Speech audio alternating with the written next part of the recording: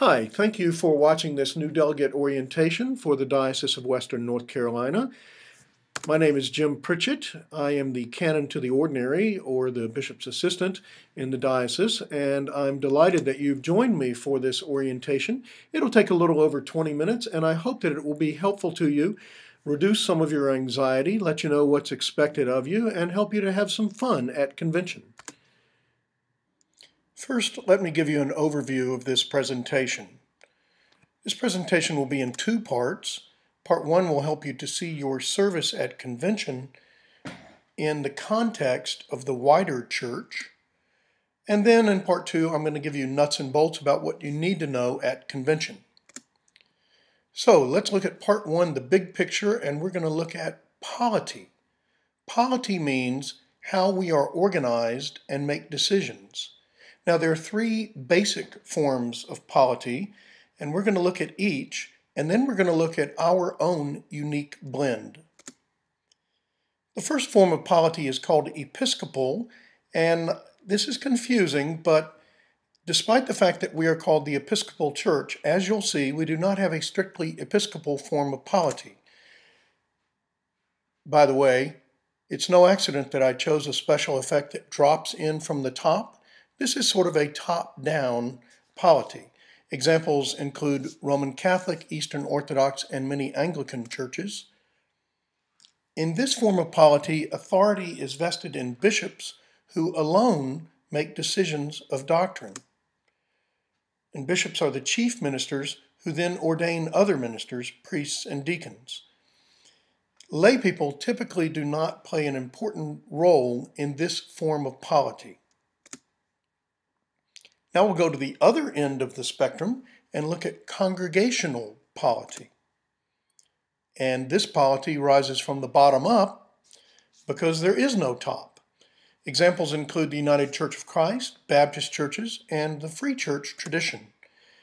In congregational polity, each congregation is autonomous, completely autonomous, and each congregation therefore can decide its own doctrine and positions.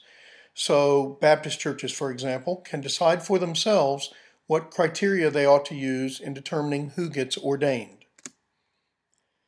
Congregations may form loose associations for mutual benefit, like the Southern Baptist Convention, but in theory at least, those associations do not have authority over the members. And congregationalism appeared after the Reformation.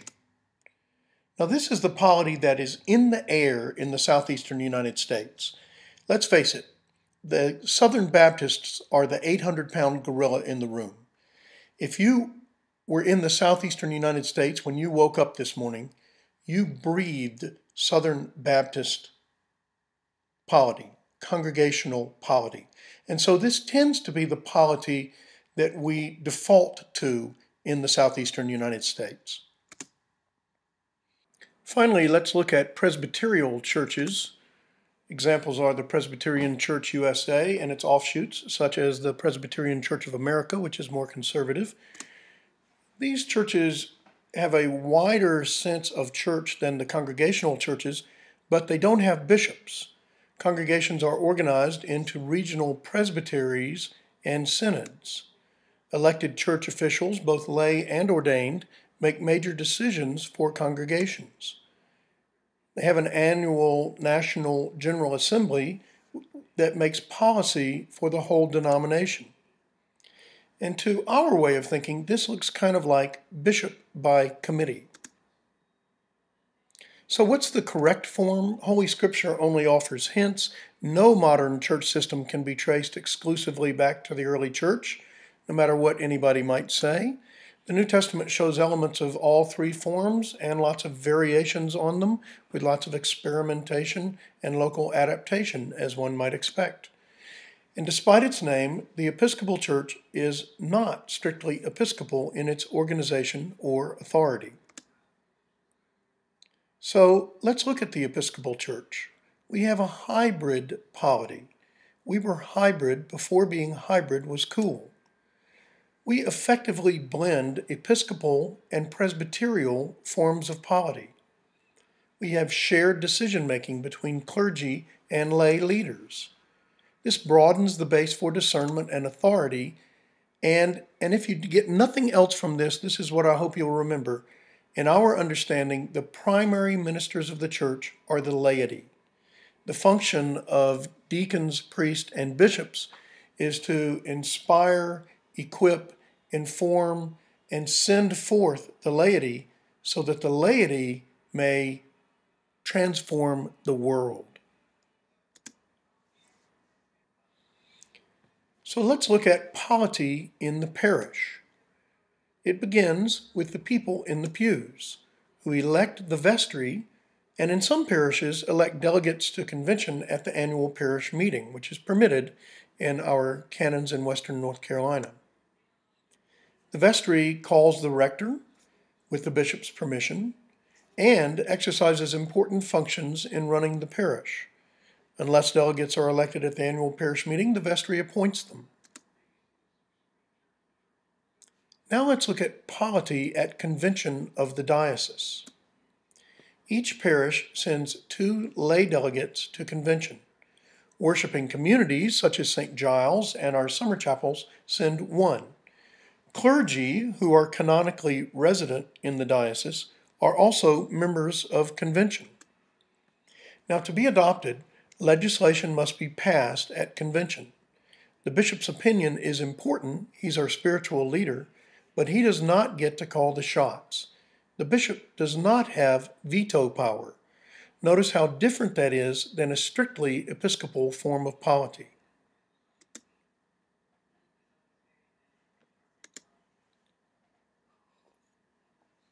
We're still looking at polity at convention of the diocese. Delegates to convention, you folks, vote on the budget of the diocese and resolutions. You also vote on elections, such as to standing committee, executive council, etc. And when necessary, delegates elect a new bishop. Our bishops are elected by the people. But let's hope we don't have to do that for a long time. Now, delegates to convention also elect deputies to the General Convention of the Episcopal Church, and we do that 2 years before the General Convention. So let's look at polity at General Convention. General Convention is the governing body of the Episcopal Church. It meets every 3 years. It's comprised of 2 houses, the House of Bishops and the House of Deputies. The House of Deputies consists of 4 lay and 4 clergy deputies from each diocese. And for legislation to pass, it has to pass both houses. Now, 4 lay and 4 clergy from each diocese, that's 8 people in the House of Deputies from each diocese. There are 110 dioceses in the church. Over 800 people are in that room. This is a huge organization. But note that half of the people in the House of Deputies are lay people. And there is a procedure called a vote by orders, which, when invoked, requires that the clergy vote separately from the laity, and for a resolution to be adopted by the House of Deputies, the resolution has to pass by a majority of the clergy and a majority of the laity on the same ballot. Now, since legislation has to pass both houses, this effectively means that the laity have veto power over any legislation at General Convention. Notice how different that is from strictly Episcopal polity.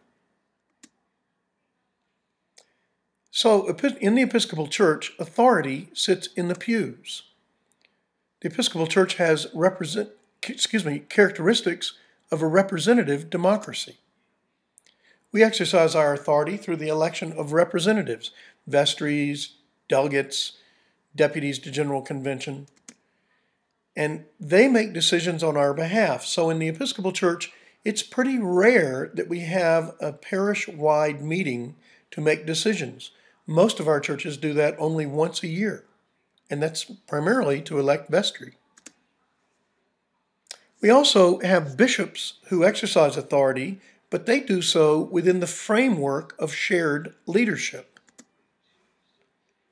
Now, this approach to leadership is uncommon in the Anglican Communion, and this may explain why we've had some friction in the Communion lately. We have a system of governance that is not used in many other parts of the Communion, which are strictly Episcopal polity. Now, does this seem familiar? The Episcopal Church's polity was devised by the same people who wrote the United States Constitution. Dioceses have a lot of independence, like states. General Convention of the Episcopal Church has 2 houses, like the Congress. Leaders are elected, and authority and power are shared to provide checks and balances. So let's review the chain of polity. You can see that the bishops do not get to dictate policy of the church. It must pass the House of Deputies. The House of Deputies are lay and clergy elected by diocesan conventions. Convention delegates are appointed by vestries.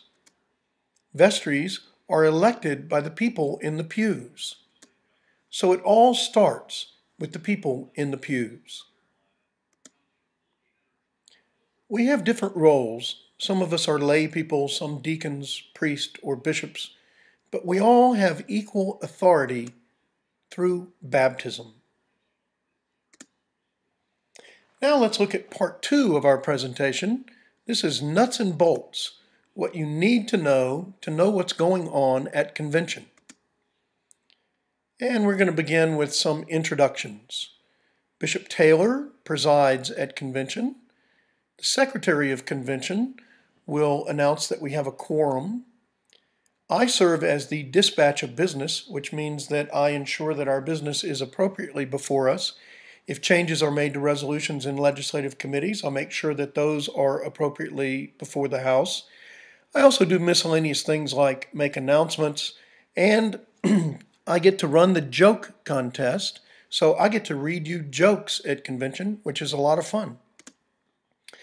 The bishop has a parliamentarian on the stage with him to help with those matters, and Roy Davis, the chancellor or attorney for the diocese, will also be at the bishop's side. The staff will also be at convention, and please do not hesitate to ask the staff for help with clarification or facilities or anything. We really would like to be of service. Let me introduce you to the staff. Alice Keenan is our office manager. Lisa Ratu is the bishop's administrative assistant. Osandu McPeters is our missioner for youth and college ministry. Sue Schwein is our very hard-working controller. Chris Goldman is our part-time communications officer. And I'm pleased to say that Father Ramon Ubiera is our missioner for Spanish-speaking ministries. We're not sure he's going to be able to be at convention, but he will be assuming his post soon. But it's important for you to remember that the key players at the diocesan convention are not the bishop, not the staff, but all of you. Deacons, priests, and laypersons serving as delegates and as conduits of information, knowledge, and action. And I hope that you'll understand that an important part of your job is to take what you learn about what is happening in the diocese and what your sister churches in the diocese are doing. Take that information back to your congregation and teach the people in the pews so that they have a better understanding of the wider church in Western North Carolina. Now, we're going to talk just for a few minutes about the provincial system. You should have a passing familiarity with this. There won't be a test. But if you hear, for example, someone talking about Province 4, I want you to know what that means. So, here we go. The Episcopal Church is divided into 9 provinces. These are large geographical areas that encompass a number of dioceses. Provincial synods meet twice in the 3 years between general conventions. They take the year after general convention off. Deputies to general convention are also delegates to their provincial synod. Now, we belong to the province of Suwannee, more commonly known as Province 4. As you can see from this map, There are 20 dioceses in Province 4, and they comprise the southeastern United States. Let's have a quick guide to convention and a review of some basics. As I said, the bishop is the regular presiding officer. Convention uses rules of order, Robert's Rules of Order, mostly on Saturday when we discuss and vote. And you'll get materials when you arrive that will be helpful, including voting cards. You're also going to get, this year we're giving every delegate a thumb drive or flash drive to go into your computer. If you don't have a computer with you, or if you don't even have a computer, don't worry, there's nothing on that thumb drive that you have to have for convention, but it's full of very helpful information, and so please be sure that that information is disseminated in your congregation. You'll also get schedules and things like that that will be of assistance to you. On Thursday, we're going to have an in-person new delegate orientation at 4:30 in the St. John's room, which is under the dining hall. Now, what we found is that some people like to do the new delegate orientation online, as you're doing now, and they like to also come to the in-person new delegate orientation. That's great. Do whatever you find helpful, and we will be delighted to see you. The bishop and I conduct that orientation. On Thursday night, we'll gather in the gymnasium after dinner at 7 to call the convention to order, pray, and sing. Thursday night, we'll also do a little housekeeping. There's a certain amount of business we have to do just to crank up convention. And then we'll hear the bishop's address. This is an important time for the bishop to weigh in on issues facing our church and to remind us of our vision as Christians in Western North Carolina. Then, being good Episcopalians, we'll have a wine and cheese reception. But it's also important to note that non-alcoholic drinks will also be provided. On Friday, we will have morning prayer, conduct some business, do some housekeeping. There's certain things you just have to do at convention. We will receive and close nominations for elected positions. So if you would like to nominate someone, please get me those early Friday morning. And we're going to hear some reports, including the report on the proposed budget. And we'll do some other business brought to you by the Commission on Structure and Mission that will be community building and fun. Let's talk a little bit about legislative hearings. On Friday afternoon, the bishop will assign each resolution to a legislative hearing. There'll be maps to let you know where the hearings are held. Now, we have about 10 or 11 legislative committees, but many legislative committees will not have a resolution assigned to them. The ones that don't have a resolution assigned to them will still meet and discuss what they've been doing and what they'd like to do, what their hopes and dreams and aspirations are. You should go where you're interested. Follow your passion. But we do suggest that delegates split up so that you get the most bang for your buck. Now, if a committee has a resolution assigned to it, it will discuss the resolution and vote on whether to recommend that the resolution be adopted with amendment, rejected, or tabled. And the committee's recommendation will be made to convention as a report on Saturday morning. On Saturday, we use Robert's Rules of Order to ensure godly conversation in a large group, orderly dispatch of business, and that we are good stewards of your time. So let's talk a little bit about how we do our work. If you wish to speak on Saturday when we're discussing a resolution, go to a microphone. You'll see several of them on stands around in the gymnasium. When called upon, state your name and your parish first, and then address the bishop, not another delegate. Please be succinct and confine your comments to the resolution being debated. Contested elections are voted on by ballot. You can see the nominations to elected positions and the resolutions that we'll vote on in the Highland Episcopalian or on the diocesan website. And it's a good idea to study those up and talk to your clergy and other delegates before you get to convention so that you have some idea of how you want to vote and perhaps who you might want to nominate for position. Now let's talk a little bit about voting on resolutions. The most common way that we vote on resolutions is a voice vote. The bishop will say, all in favor say aye, all opposed say no. And he can usually tell whether a resolution passes or not by that. But if not, he will call for a vote by cards. You'll be given a red card and a green card when you register. And it's important that on Saturday morning you have your card handy, because if the bishop calls for a vote by cards and you can't find your cards, it might be over before you're ready to vote. We don't want you to miss your vote, so have your cards handy on Saturday morning.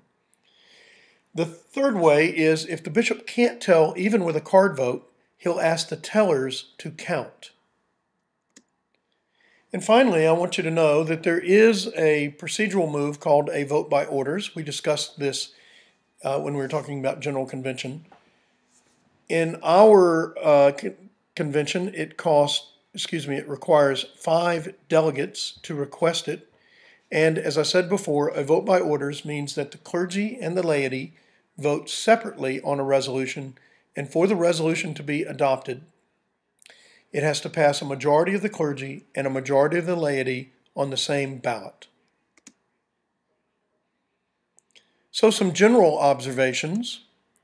First of all, convention will not be as confusing as this presentation is. Don't worry about it. Nobody gets it all right. Listen carefully. Don't be afraid to ask questions. You might make a new friend. You might learn something about what your sister churches are doing. And have fun. I hope you're going to learn a lot more about what your sisters and brothers in Christ are doing and what our shared mission is and how we are accomplishing that. I hope you'll find it inspiring. Now, I said before that in some ways our governance reflects that of the United States government, but we are very clear that we are not here to model Congress, which hasn't done very well lately at being civil or productive. Our deliberations are enveloped in prayer, and we remember our Lord's commandment to love one another, even when we disagree with one another. In fact, especially when we disagree with one another, we need to love that person, and we need to remember that we are called in our baptismal covenant to respect the dignity of every human being. We will have prayerful deliberations, loving deliberations, respectful deliberations. And finally, thank you for serving as a delegate to the annual convention of the Diocese of Western North Carolina. I know it's a very big commitment. It's very important. We really appreciate it. And may God bless you.